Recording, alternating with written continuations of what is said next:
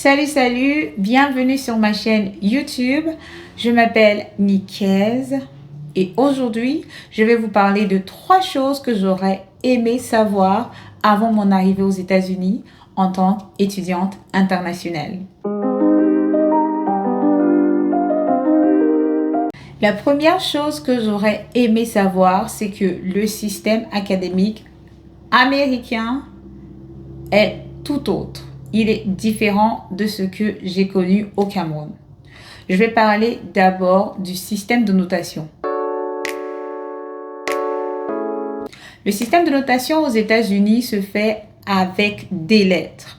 Donc, on n'aura pas des notes comme 10 sur 20, 18 sur 20 ou alors des pourcentages même. Non, ici, on aura fait à des lettres. On aura des notes telles que A, des notes comme B, C ou même F lorsqu'on échoue la matière.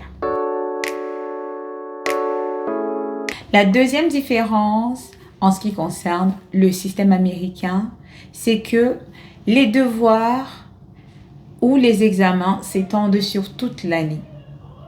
Donc, il n'est pas question d'un examen de fin de semestre, d'un grand quiz, d'une grande composition de fin de semestre ou de fin d'année. Non.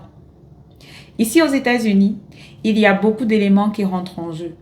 Vous aurez plusieurs activités qui vont déterminer votre note finale. Et ces activités seront étendues sur tout le semestre. Les éléments qui vont déterminer votre note finale, ce sera des quiz, ce sera des exposés, ce sera des travaux à faire en groupe, ce sera même la participation en classe. La présence aussi va compter.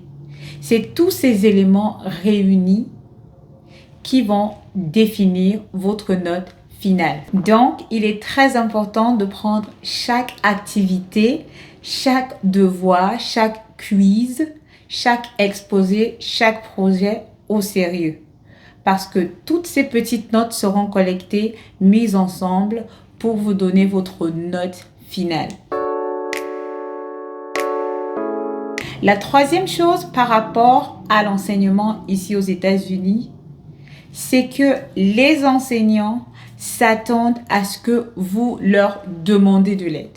Si vous avez des difficultés dans une matière, avec un exercice ou quoi que ce soit, pour les enseignants, c'est tout à fait normal de recevoir un email de vous demandant à les rencontrer, discuter en personne ou en visioconférence, à vous de voir. Vous pouvez envoyer des emails, vous pouvez même les appeler. Ici, ça se fait. Vous pouvez appeler les professeurs, vous pouvez leur écrire des emails pour leur demander de l'aide. Je suis coincée ici, je ne comprends pas tel point. Est-ce qu'on peut se rencontrer dans votre bureau?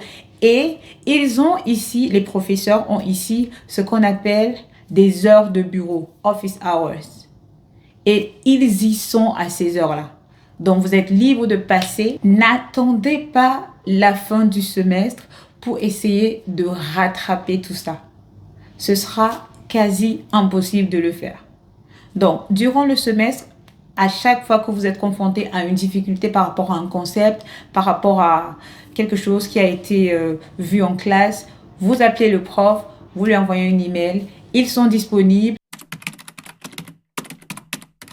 Le conseil que je vous donnerai ici, c'est de consulter votre syllabus qui est en fait votre programme, qui va vous dire quand vous avez des devoirs, quand vous avez des quiz.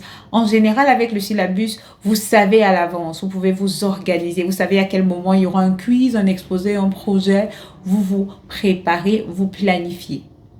Et aussi, planifiez vos devoirs. Préparez-vous pour vos devoirs. Les dates sont là, elles ne changent pas.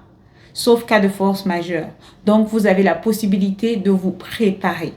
Et enfin, n'hésitez pas, surtout pas, à demander de l'aide si vous en avez besoin.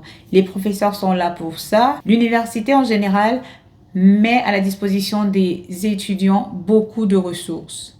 Donc, profitez-en.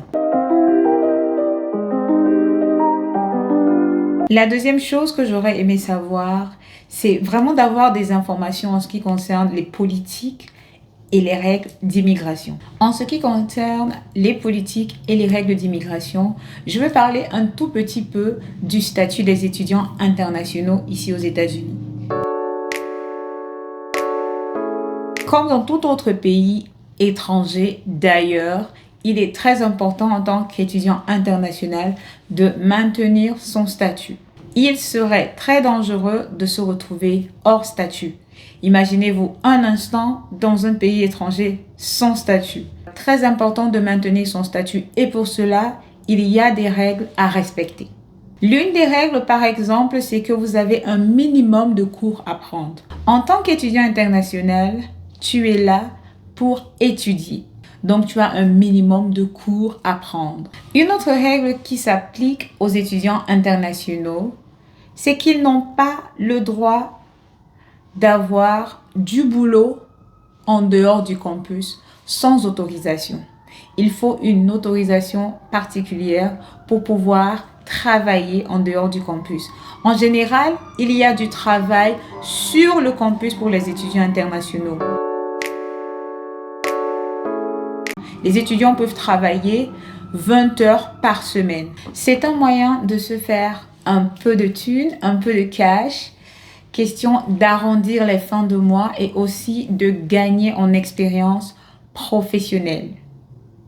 Pour moi, pendant que j'y étais encore, je travaillais sur le campus en tant que prof de français. Je donnais cours de français à des étudiants de niveau licence. Donc, chaque semestre, j'avais 2 classes. Et c'est ce qui me permettait de me faire un peu d'argent. Une troisième politique d'immigration que je vais mentionner ici, que je trouve très importante, c'est les restrictions en termes de voyage. En tant qu'étudiant international, tu as le droit de voyager, bien sûr. Tu peux décider d'aller en voyage peut-être dans ton pays pour rendre visite à la famille ou alors juste un voyage comme ça pour des vacances. Il faudrait te rassurer que tes documents, que ton visa sont en ordre. Parce que si ce n'est pas le cas, une fois que tu te retrouves hors du territoire américain, il sera très difficile pour toi de revenir. Je me souviens, un ami à moi, lors des congés d'été, avait décidé de rendre visite à sa famille dans son pays d'origine et pour une certaine raison, avait oublié de faire signer ses papiers par l'école. Parce qu'en fait, l'école devrait signer tes documents pour te permettre de rentrer facilement sur le territoire. Il avait oublié de le faire une fois qu'il est arrivé dans son pays d'origine et qu'était venu le moment de retourner aux États-Unis. Arrivé à l'ambassade, on lui dit que voilà, non, qu'il ne pouvait pas revenir ici, que sa documentation n'est pas en règle et qu'il n'avait pas la signature de l'école. Rien ne justifiait qu'il était étudiant dans l'école en question.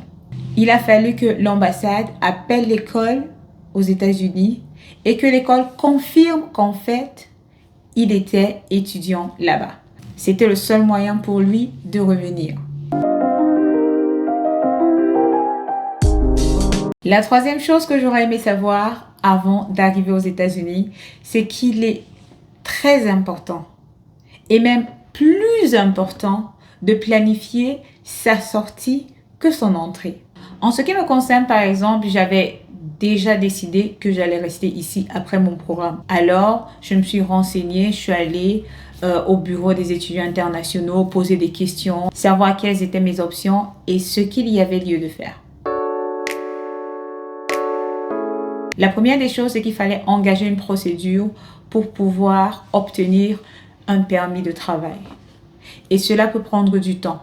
Donc, il est très important de se renseigner, d'avoir les informations, d'avoir les dates, de savoir quoi faire quand.